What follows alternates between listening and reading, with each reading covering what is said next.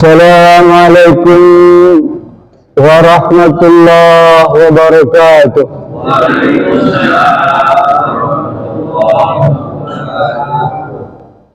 Kamana jalan kaki jagra, kaditu kapalewatan. Kamana jalan ke surga, kaditu ke pengawasan. Bukan lautan, hanya kolam susu. Kalau di pengajian kita dapat ilmu, ikan hiu makan tomat. Kalau punya ilmu pasti selamat. Bismillah, alhamdulillah, wassalatu ala rasulillah, wala haula wala quwata illa billah. Yang dirahmati Allah Subhanahu wa taala, Ketua DKM Masjid Muhajirin beserta jajaran pengurusnya, Akhirul Kiram, guru kita Ustaz Haji Nini Zakaria. Tak lupa salam juga buat Ketua RW 13 yang selalu bersama kita. Tema kita pada subuh ini adalah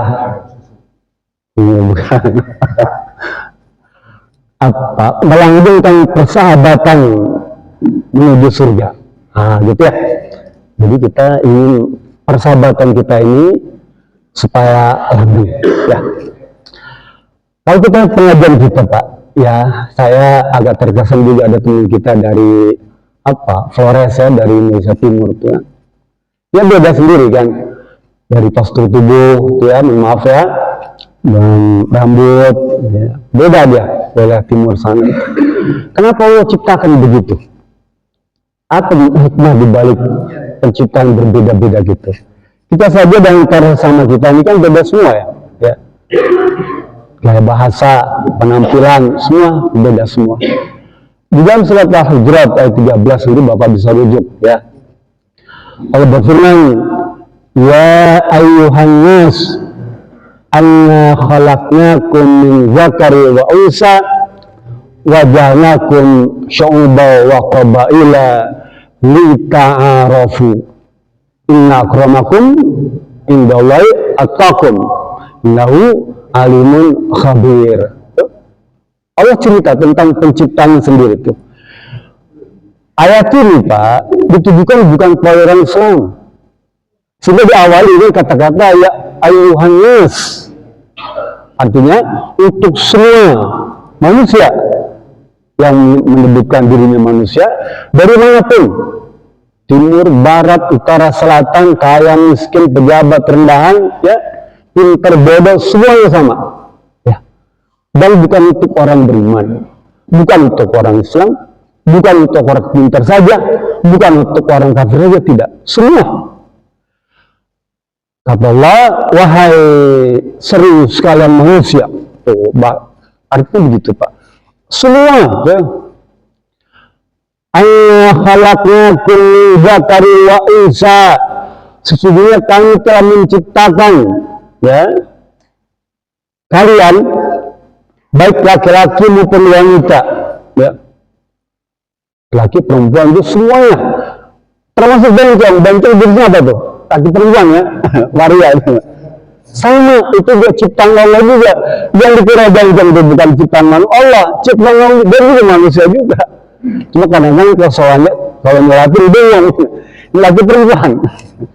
Kalau sholat laki-laki kan di kepala imamnya dia. Kalau perempuan kan di badan, di perut, atau di bagian tengah. Ya.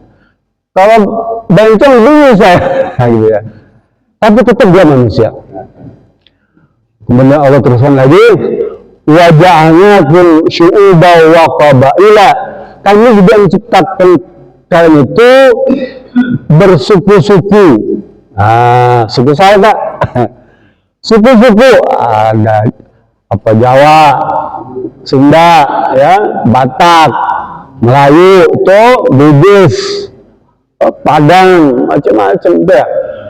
Dayak. Suku-suku itu semua Allah ciptakan, sengaja Allah, dan ceritakan tentang penciptaan itu, ya. Untuk apa? Lita'arafu, untuk saling mengenal identitas. Bisa nggak Allah menciptakan makhluk bersama semua? Bisa, Pak. Bisa. Jangankan Allah, jangankan manusia jasadnya. Sidik jari itu baca surat An-Nabat ya. Tentang sidik jari, Pak. Kalau Allah mau sama, bisa. Tapi Allah tidak ingin menyamakan sidik jari itu, Pak. Kalau Bapak beli motor dari Jepang, ya, motor Jepang, baik yang lokal ataupun impor itu, kunci itu, ya, tidak sama, Pak. Tapi dia ada limit. Teman-teman belajar matematik atau fisika, dia akan tahu namanya fakultet, ya. Kunci motor, mobil, kunci apa aja itu, dia ada kombinasi, Pak, ya. Tapi sama bilang juta, sekian puluh juta, dia akan balik lagi ke yang pertama. Tahu nggak? Kan sudah tidak ada kombinasi lagi, ya. Fakultet namanya tuh. Tapi makhluk Allah nih, Pak, ciptaan Allah udah ada sama. Kalau sudah miliaran tahun yang lalu, ya, jumlah miliaran orang, nggak ada satupun yang sama. Nggak ada. Allah ciptakan. Tapi Allah bisa buatkan sama semua, bisa. Itu. Termasuk kalau mau bikin beriman semua bisa juga, ya. Semua kayak Nabi bisa, ya, nggak susah. Tapi tidak mau itu, Pak. Karena Allah menguji kita semua. Kita diuji oleh Allah Subhanahu Wa Taala. Dengan ujian itu kita dapat pahala. Kalau lolos ya, kalau kita diuji dapat ganjaran. Kalau sukses dapat surga. Apa maknanya? Allah sayang kepada kita. Tidak mungkin Allah ciptakan alam semesta tidak apa sia-sia enggak. Itu bapak-bapak suatu mukmin. Kalau ini itu ya. Hasibnya ayo teraka sudah ya. Apa kalian kira saya menciptakan kalian itu tidak akan dibiarkan begitu saja? Enggak, Pak.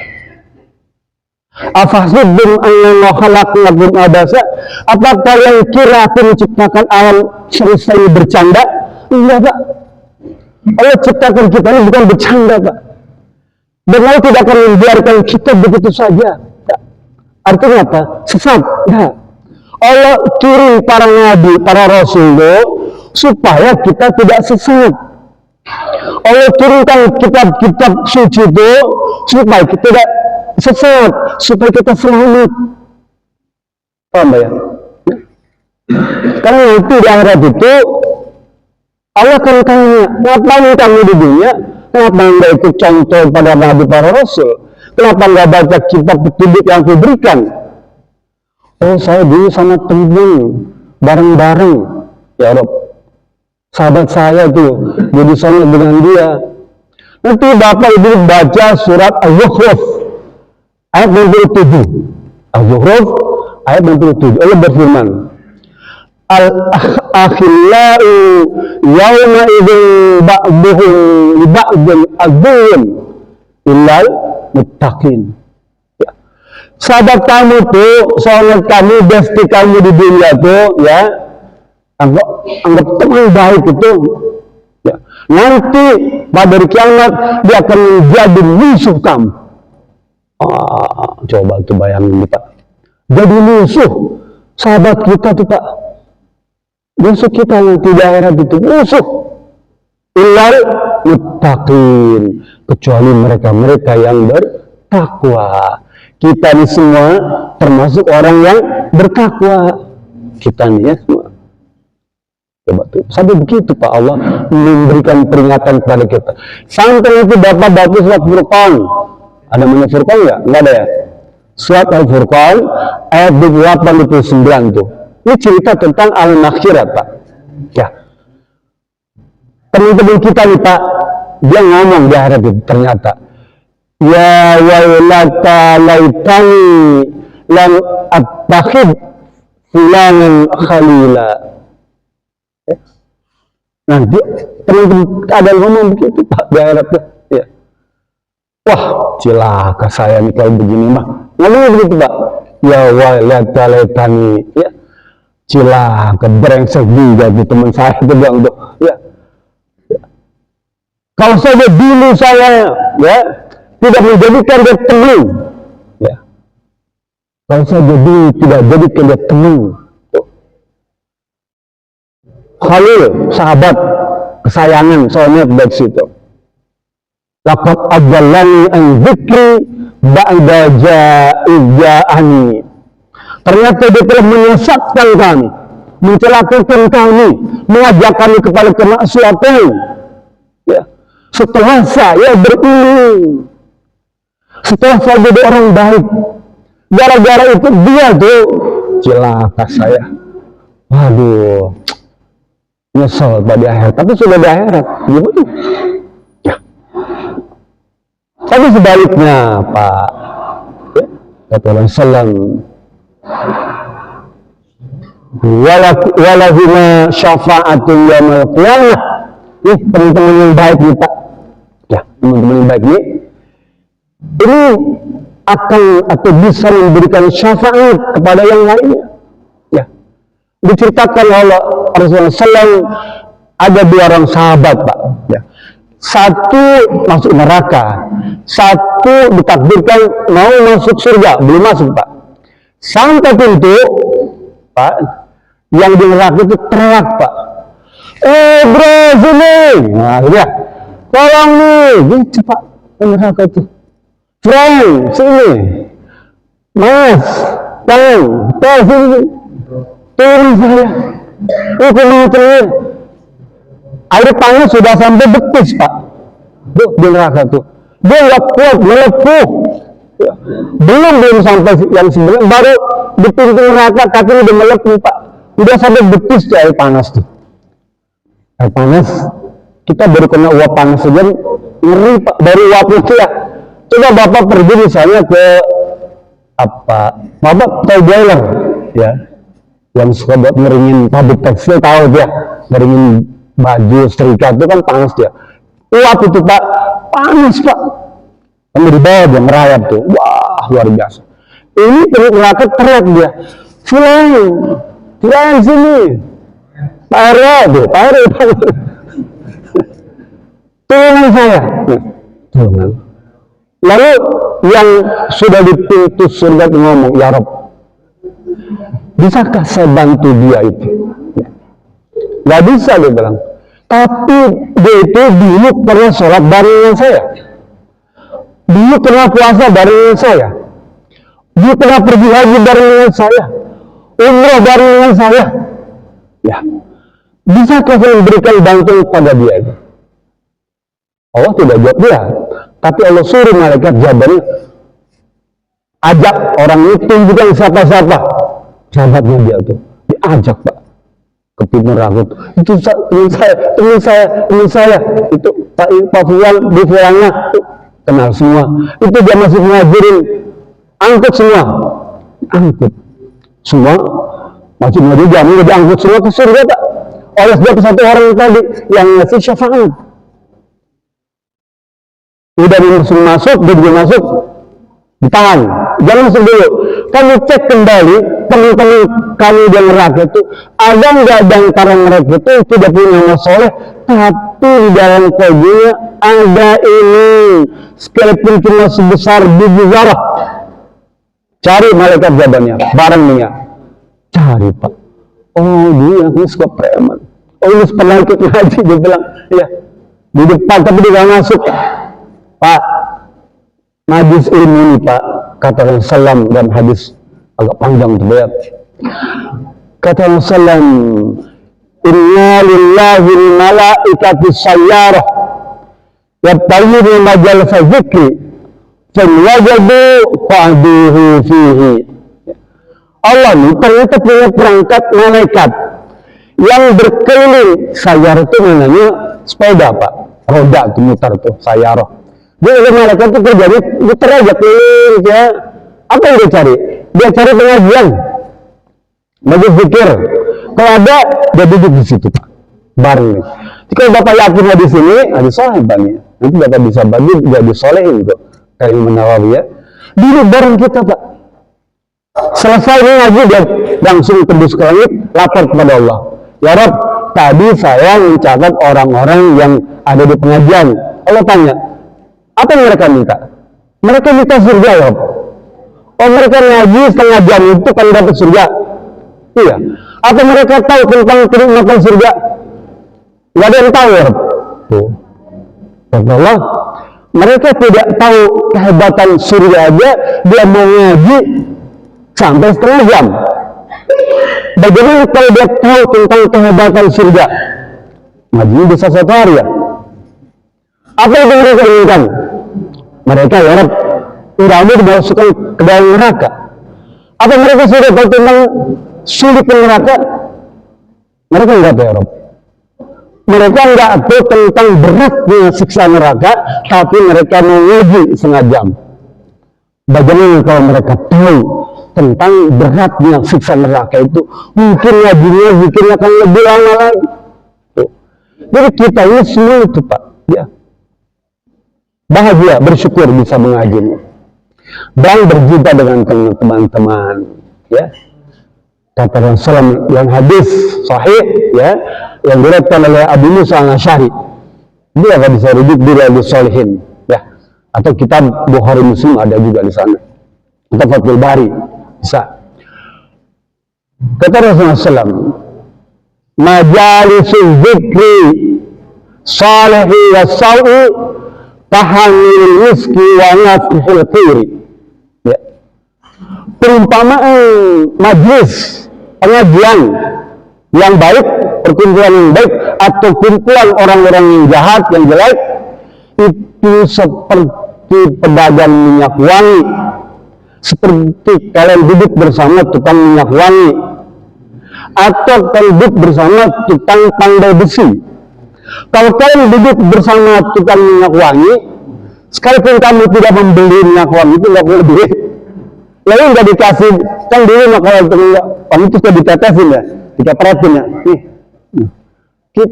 Kalaupun itu kamu nggak dapat itu, tapi kamu bisa mencium hari minyak wangi itu, ya. Yang pertama kali menikmati ya, hari minyak wangi kita memakai. Dan kita disuruh berusaha untuk mendapatkan hari minyak wangi itu. Kita disuruh kumpul dengan orang-orang baik, orang soleh itu.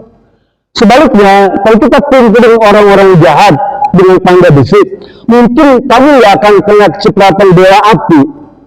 Bola api rokok itu kan bolong baju ya.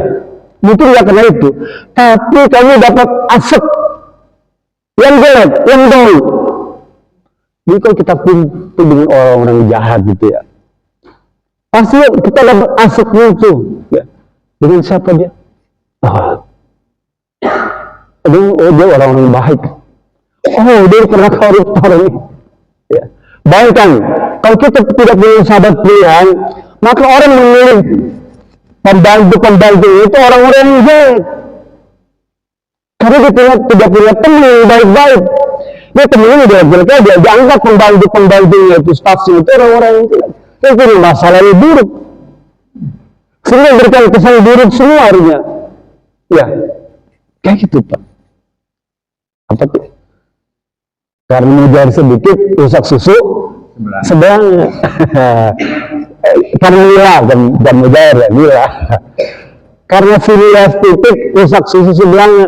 Gara-gara mengangkat pembantunya itu dari kalangan koruptor, terpidana, rusak semua. Kenapa? Kalau tidak punya pilihan lagi, sahabat yang bisa mengantarkan. Ya, sahabat itu penting Pak. Saya akan sampaikan kisah sahabat Nabi Pak, ya. Bisa akan masuk dari sana. Namanya Salman Al-Farisi. Ya. Dia dipersaudarakan dengan Abu Dzar Al-Ghifari. Salman Al-Farisi orang Persia Pak. Dia masuk agama beberapa kali ya, akhirnya dia Islam. Singkat cerita begitu. Dia penduduk Madinah dan diangkat oleh Nabi sebagai ahli bait. Kenapa ada orang Iran, orang Persia, orang Syiah itu menganggap dirinya ahli bait, dirinya keturunan Nabi? Padahal kan bukan orang Arab kan ya? Persia itu bukan orang Arab Pak, Iran itu bukan orang Arab, orang Persia. Tapi kenapa dia menganggap dirinya keturunan Nabi Muhammad?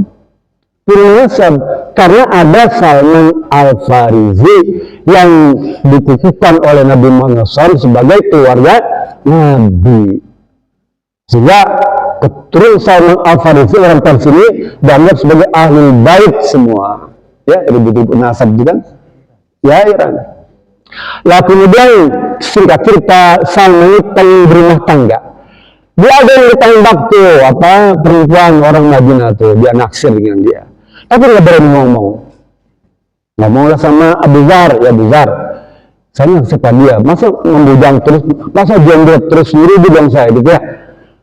Berumah tangga kita beruntung Pak. Kalau dibaca hadis Nabi dia senang berumah tangga. Nggak mau lama-lama ngejomblo. Kalau ngejomblo karatan. Biar antar saya ngelamar dia antar Pak. Kadang nggak bisa ngomong, nggak berani ngomong. Abu Dzar yang ngomong ke orang tua wali itu, ya Pak, saya ini kesini ingin melamar putri Bapak untuk teman saya sama Farizi. Kata bapaknya, saya terima kasih banyak deh. Sahabat tadi datang kepada saya untuk meminang anaknya, senang itu. Tapi terus terang dia bilang, saya berani memutuskan. Yang dimutuskan saya, istri saya dan anak saya. Tanyakan pada anak saya nanti. Ya udah. Istrinya ngasih tahu, ya, bahwa singkat cerita dia nggak mau dengan menikahkan dengan Salman Farisi Pak. Tapi anaknya pengen dinikahi oleh Abu Dzar al-Ghifari. Paham Pak ya? Jadi yang nganternya justru yang ditaksir sama perempuan itu. Malah yang menembak, yang mau menikahi, malah ditolak. Paham Pak ya? Ada yang sebab gini Pak? Banyak Pak. Ya kejadian seperti ini ngelamar, ya ada ajak temennya, naksir sama temennya. Ya, ajak orang tuanya mengelamar, naksir sama bapaknya. Ajak bapaknya ngelamar, naksir sama ibunya. Banyak nggak? Bahaya. Gitu ya. Nah jadi kisah ini kemudian jadi dasar persahabatan tuh Pak. Apakah kemudian Salman Al-Farisi kecewa? Ini artinya karena kita nggak tahu ya. Tapi kan hadis itu diceritakan Nabi tidak Pak. Dia ikhlas, dia ridho, bahkan ucapkan selamat kepada Abu Dzar al-Ghifari, engkau telah mendapatkan jodoh, sekalipun itu seperti wanita yang idam-idamkan. Gitu.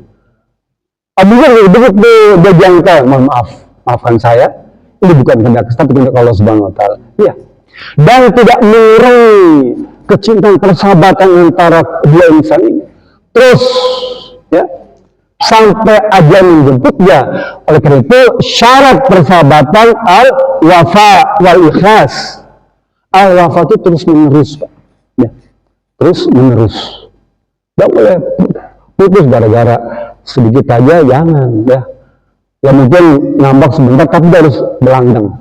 Kenapa? Karena tidak akan lanjut bukan di dunia persahabatan itu, tapi itu di akhirat. Siapa yang bisa mengangkat kita kalau kita celaka di akhirat? Sahabat kita, orang tua kita, para nabi, dan rahmat Allah Subhanahu Wa Taala. Kalau kita punya sahabat, jaga persahabatan itu Pak, ya jaga, jangan sampai kemudian gara-gara sedikit aja langsung bubar, jangan. Pertahankan yang baik tentu saja ya. Kalau sahabat yang nggak baik dosa, lupakan saja. Apalagi ngajak kepada kesyirikan, kemaksiatan gitu, kefasikan, kemungkaran, tinggalkan, ya tinggalkan. Dulu nanti Bapak baca surat Al-Kahfi itu ya. Al-Kahfi 28 kalau berfirman itu. Wasbir nafsaka ma'alladzina yad'u bil ghadati wal asyi yuriduna wajah. Ya Muhammad, ceritanya Nabi Muhammad kedatangan para petinggi Pak. Gede-gede Quraisy, ya, gede Quraisy itu. Ya. Kata gede Quraisy, Muhammad, saya mau ngobrol sama kamu. Tapi itu cacing cau itu yang dia cacing cau Pak, seperti Abu Hurairah bin Mas'ud itu dianggap Bilal gitu, itu usur dulu baru sama ngomong gitu ya, gitu Pak. Kita kadang-kadang begitu kan ya, nggak mau ada orang kampung nih kuliah supaya dulu karena saya udah tamu pejabat datang Pak RW, Pak RT pejabat tinggi di kampung kita kan, suruh keluar dulu. Itu mereka pengen begitu Pak. Nabi nggak sempat berpikir begitu. Kenapa? Karena sebelumnya pernah Rasul dengan petinggi Mekah itu begitu. Allah tegur tuh surat Abasa wa Tawalla. Allah marah. Dia begitu ya. Itu kan perhatikan tuh. Sekalipun orang kampung itu orang buta, orang hina, ayo ngobrol dia. Ya, jangan kita berpaling dari dia. Ada salat berpaling. Allah marah ya kepada Nabi Muhammad. Dibuat surat At-Tahzib cerita tentang itu. Kata Allah, wasbir, diturunkan ayat tadi Pak. Ya Muhammad, sabar kamu. Ya, sabar dengan orang-orang yang pengen surga tuh, ya, yang pengen ketemu Allah Subhanahu Wa Taala pagi dan petang. Sabar dengan dia. Gak usah pedulikan yang lain. Ya, gitu Pak. Allah dan jangan ikut itu wala tabu anak anturidina zinatal hajab. Jangan ikuti, jangan turuti orang-orang yang punya nafsu besar pada dunia itu. Ya, jangan ikuti dia. Pak, yang bisa merasakan orang miskin, susah orang miskin siapa Pak? Orang miskin, tahu nggak? Yang bisa merasakan pedihnya jadi rakyat susah, siapa Pak? Orang rakyat susah. Dia ngerti, bukan hanya pengamat, penonton, tapi justru pelaku orang susah. Kira-kira kalau saya ngangkat pejabat, ya, orang kaya yang ngerti masalah orang susah, bisa nggak? Nggak tahu dia Pak. Tahu nggak ya, maksudnya? Kalau saya punya staf intelektual, orang pintar, orang hebat, ya, tinggi-tingginya, ngurusin perkara orang miskin, orang menarik, orang susah, ekonomi berat, nggak akan ngerti Pak. Ya, nggak nyambung. Karena dia bukan pelaku, dia cuma pengamat aja. Ukurannya ada pada syafat dia. Tapi kalau pelaku, ya, orang terlibat kemiskinan, ya, ngerti masalah orang miskin, itu baru dah. Yang nabi yang dianggap orang-orang susah untuk ngurusin perkara-perkara orang miskin. Ya, saya tahu dia orang miskin itu kalau bangsa itu dan bayi, dia bayangkan kopi, kasih kopi gitu ya. Teruskan. Jadi apa penting Pak kita nih ya memahami sahabat itu, sehingga kata Rasulullah di samping al-wafa terus menerus ikhlas dan juga al-muwassah. Al-muwassah itu memberikan kelonggaran, kemudahan dengan orang teman-teman ini Pak. Penuh yang tersulit, ya jangan dipersulit. Udah mudahkan saja ya. Bahkan bantu dia, ya tolong dia. Ya. Di antara amalan yang dicintai oleh Subhanahu Wa Taala, di sini nggak panjang Pak. Ahadus anfa'unas, sebagai orang yang memberikan manfaat kepada orang lain. Ahadul a'malin Allah, dan perbuatan paling disenangi Allah apa? Sururul tudkhilul muslim, memberikan bahagia, senang dengan orang Islam itu. Dia bikin ketawa, ya, bikin tersenyum. Itu orang amalan paling bagus Pak. Bikin orang tersenyum, bahagia, itu amalan bagus Pak. Ya.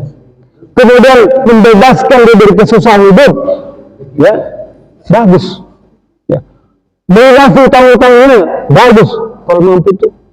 Dan memberinya makan siang gratis, bagus. Itu tuntunan Rasulullah. Ya. Kemudian menerima uzur, ya. Rasul berkata, "Man aqala al-muslim aqalallahu asratahu yawmal qiyamah." Barang siapa yang menerima kekurangan teman, keterbatasan teman, ya, maka Allah akan menerima keterbatasan kita, kekurangan kita, dan Allah akan menjadikannya penghuni ahli surga. Kalau kita misalnya menerima uzur teman, kekurangan teman, teman saya kan dia kan orang sakit-sakitan, ya, jangan ngajak begadang, jangan pergi jauh-jauh, ya, break, gak boleh kenangin sedikit, maksudnya jangan. Ya. Orang ini pendidikannya terbatas, jangan diceritakan yang tinggi-tinggi, gak ngerti, ya, gak ngerti dia. Kasih ilmu yang sepengetahuan dia. Itu. Orang ajarkan itu Pak, kita supaya paham tentang itu ya. Kemudian jaga kekurangan dia itu, jangan jabarkan aibnya, paham ya? Kata Rasulullah SAW dalam hadis, ya, hadisnya pendek Pak. Rasul berkata, "Ya hadatsa rajul hadisan iltafata fahiya amanatun." Kalau ada orang ngomong, ya, bercengkraman ya, nah dia ngomong. Kalau orang yang suka tengok kanan, tengok kiri, oh ya, kanan kiri, belakang, ada semacam khawatir, takut ada yang mendengar, ada yang melihat ya. Hadis Pak. Rasul bilang itu amanah, itu rahasia. Paham betul? Itu ada ngomong dia tengok kanan, tengok kiri, takut ada yang melihat ya. Ya, itu rahasia Pak. Dulu kan kalau kita dulu atau itu ya, kaso panjang, kaso pondok, ngajolong keluar. Lamun nyanjang, hoyong namang di kamar. Ada yang tahu, jelas kaitannya, gitu. Begitu itu rahasia Pak. Lah kita nggak boleh membocorkan rahasia dia itu, oh ya, nggak boleh Pak kita Pak. Membocorkan rahasia teman kita itu. Bahkan sebaliknya harusnya ya Rasul bilang man radda al-qirbi musul biraib ya radallahu minan al-qiyamah. Kalau ada orang membela teman kamu yang nggak ada dia kamu bela, ini orang ini fitnah sahabat saya. Wah kamu salah, nggak benar itu, dia bilang, wah bukan begitu, itu hoax, nah, gitu ya. Lebaran dia itu, ya, itu nanti Allah membela kita dari api neraka. Tuh, persahabatan Pak. Ini dari sahabat Pak, kita bela dia tuh, dia nggak ada nih, tapi dia ngomong gitu ya, kita bela. Kan fitnah, ya, nggak, kamu nggak benar tuh ya, dosa kamu, nah gitu ya. Kita membela tuh, ya. Itu Allah berikan ganjaran dibebaskan dari siksa neraka. Wah Pak, luar biasa nih Pak, banyak Pak ya. Begitu juga kalau misalnya kita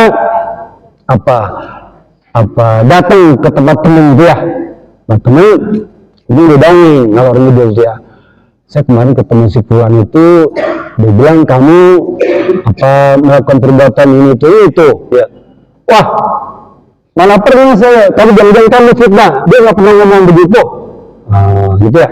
Nah, membela teman itu adalah perbuatan baik yang disuruh oleh Nabi Muhammad SAW. Tapi dalam kebenaran ya, tawanu alal birri wa taqwa, saling tolong dalam kebaikan dan ketakwaan.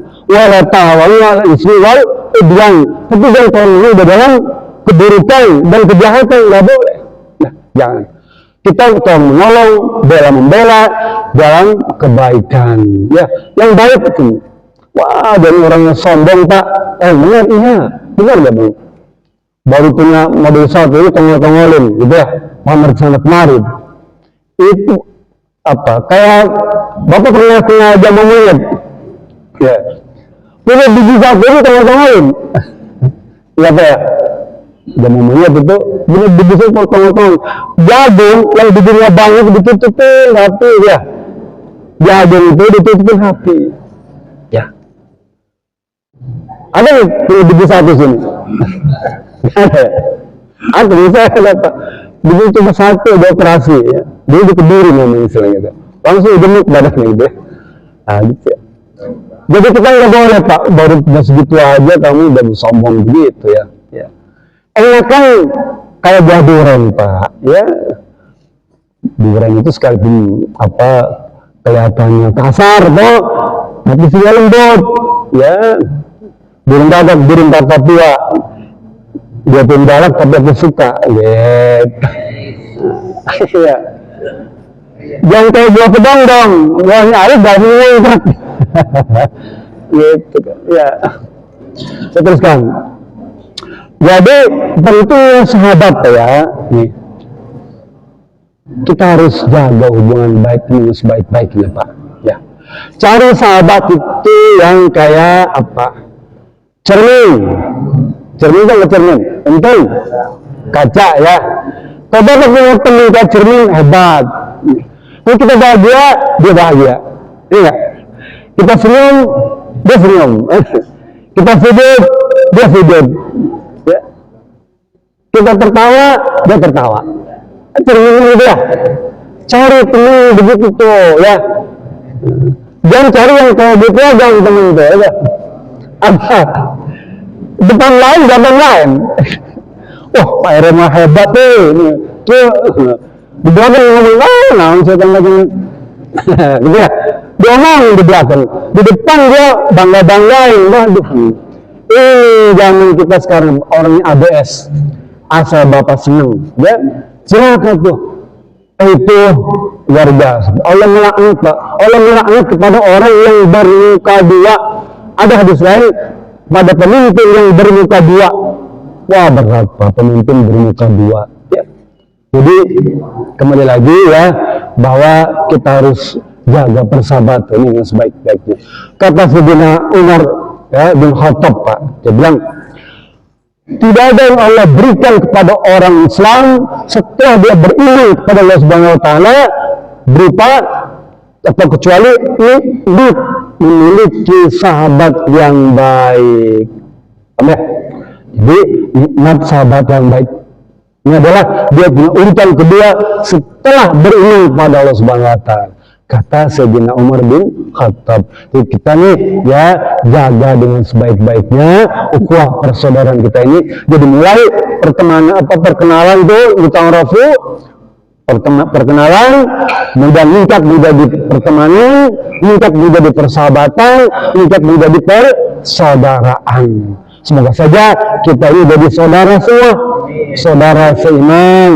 Innamal mu'minuna ikhwatun faslihu baina akhwaikum. Sesungguhnya orang-orang beriman itu bersaudara. Oleh karena itu perbaikilah hubungan persaudaraan ini dengan sebaik-baiknya. Itu saja. Ini mohon maaf. Bila bisa belilah. Assalamualaikum warahmatullahi wabarakatuh.